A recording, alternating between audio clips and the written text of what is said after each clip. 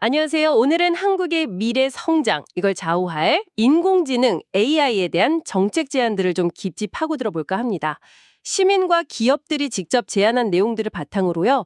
한국이 진짜 AI 강국으로 가려면 뭘 해야 하는지, 또 그게 우리 경제에 어떤 의미인지 한번 같이 따져보시죠. 네, 반갑습니다. 이 제안들을 보면 앞으로 한 3년, 4년 이 시기를 한국 AI 도약의 골든타임으로 보고 있더라고요. 예전에 우리가 정보통신 강국으로 확 떴던 것처럼 지금 다시 한번 국가 역량을 모아야 한다. 이런 절박함이 느껴집니다. 사실 AI가 가져올 경제적 파급력, 이거에 대한 기대가 크잖아요. 그래서 이 제안된 정책들이 얼마나 현실성 있는지, 또 실제 추진하려면 어떤 과제들이 있는지 좀 냉정하게 분석해 볼 필요가 있겠습니다. 네, 그럼 먼저 AI가 우리 경제에 미칠 영향부터 좀 짚어볼까요? 자료를 보니까 AI를 도입해서 노동력을 보완하고 생산성을 높이면요, 총 요소 생산성이라고 하죠. 기술 발전이나 효율성 개선 같은 질적 성장을 보여주는 지표인데 이게 3.2% 오르고 GDP는 최대 12.6%까지 늘어날 수 있다고요? 와, 12.6%면 정말 대단한 잠재력인데요. 맞습니다. 그 잠재력이 상당하죠. 특히 제조업 같은 경우는 더 구체적인데요. AI를 도입하면 납기 지키는 비율이 한 20%에서 30% 늘어나고 불량률은 절반까지도 줄어들 수 있다. 이런 예측이 있어요. 심지어 제품 개발 비용도 50% 절감. 이건 단순 효율 개선을 넘어서는 거죠. 산업 경쟁력의 판도를 바꿀 수도 있는 그런 수준입니다.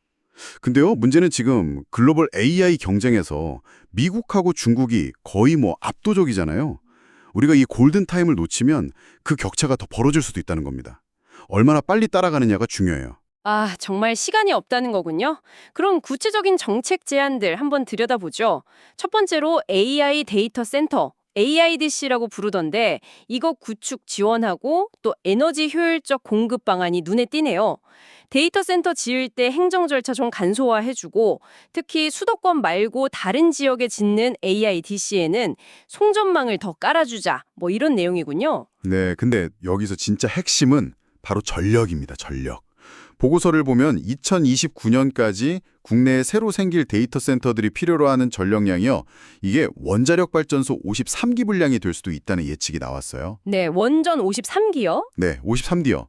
이게 그냥 많다 정도가 아니라 우리나라 전체 에너지 정책의 판을 흔들 수 있는 어마어마한 규모입니다. 그러니까 이게 단순히 그냥 센터 건물 짓는 문제가 아니고요.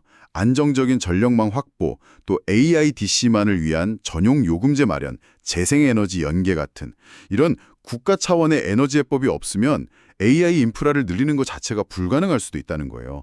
어떻게 보면 이 에너지 비용 문제가 AI 경쟁력에 숨겨진 아킬레스건이 될 수 있다는 거죠. 와, 53개 분량이라니 정말 상상을 초월하는 규모네요. 결국 AI 인프라라는 게 에너지 문제랑 완전히 직결되는 거군요. 자, 다음으로 넘어가서 인재 문제를 좀 보죠. 고급 AI 인재 확보가 시급하다 이런 지적이 나왔는데 근데 좀 안타까운 건 정작 한국은 AI 인재 유출국으로 분류된다는 점이에요. OECD 기준으로 보면 1만 명당 0.3명 정도가 순수하게 해외로 빠져나가고 있고 스탠퍼드대 연구 보고서에서도 인재 유출 심각성이 세계 5위라고 나왔어요. 그 IMF의 AI 준비 지수를 봐도 좀 비슷한 맥락인데요. 한국이 혁신 분야는 세계 3위, 인프라도 18위로 꽤 높은 편인데 정작 이 인적 자본이라 노동시장 정책 관련해서는 24위로 좀 처져 있거든요. 이게 뭘 의미하냐면 단순히 사람을 키우는 것만으로는 부족하다는 겁니다. 이 뛰어난 인재들이 국내에서 신나게 연구하고 또 정당한 보상도 받으면서 혁신을 계속할 수 있는 환경, 이걸 만들어주는 게 핵심이에요. 안 그러면 애써 키운 인재들이 그냥 계속 해외로 나가버리는 악순환, 이걸 끊기가 어려워지는 거죠. 장기적으로 보면 국가 경쟁력에 정말 치명타가 될 수 있습니다. 그렇군요. 인프라 문제도 그렇고 인재 문제도 그렇고 정말 만만치가 않네요. 마지막으로 살펴볼 건 한국형 AI 규제 프레임워크입니다.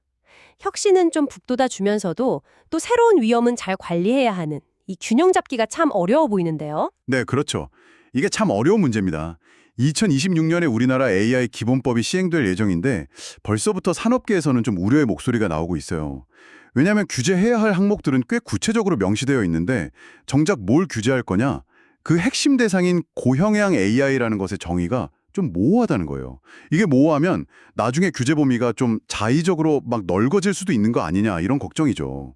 실제로 미국이나 다른 주요국들을 보면 민간 자유를 좀 더 중시하는 소위 가벼운 규제 기조로 혁신을 장려하는 분위기거든요. 우리도 자칫 잘못해서 너무 과도한 규제가 AI 기술 발전에 발목을 잡는 일은 없어야 하니까 이 혁신 친화적인 규제 설계에 대해서 정말 깊은 고민이 필요하다는 걸 보여줍니다.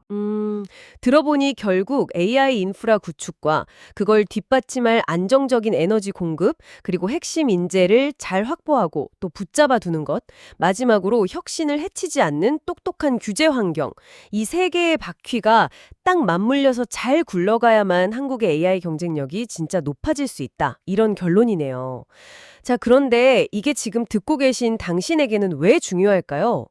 AI 이거 그냥 먼 미래의 기술 얘기가 아닙니다. 바로 당신의 일자리, 우리 산업의 미래, 그리고 어쩌면 우리 일상생활 자체를 근본적으로 바꿀 수 있는 그런 힘을 가졌기 때문이죠. 네, 오늘 저희가 살펴본 이 제안들은 AI 시대를 준비하는 한국의 어떤 청사진, 밑그림 같은 거라고 볼 수 있습니다. 기술 발전 속도나 경제적 효과에 대한 기대는 정말 크지만 동시에 아까 말씀드린 그 막대한 전력 수요 문제, 또 심각한 인재 유출 문제, 규제의 불확실성 같은 정말 만만치 않은 현실적인 도전 과제들이 앞에 놓여 있는 거죠. 맞습니다. AI 기술 도입을 빠르게 추진하면서도 그 과정에서 생길 수 있는 일자리 변화라던가 아니면 데이터 편향성 같은 사회 경제적인 위험들, 이런 것들을 어떻게 최소화하고 관리해 나갈 것인가, 이 어려운 균형점을 찾아가는 것, 이게 앞으로 우리 한국 사회에 주어진 큰 숙제일 겁니다. 그렇죠. 기술 발전이 주는 달콤한 과실을 누리면서도 그 이면에 있는 그림자는 또 어떻게 관리할 것인가. 이 질문에 대한 답을 찾아가는 과정 자체가 어쩌면 더 중요할 수도 있습니다. 바로 이 지점에 대해서 지금 듣고 계신 당신은 어떤 생각을 가지고 계신가요? 한번 깊이 고민해 볼 만한 문제가 아닐까 싶습니다.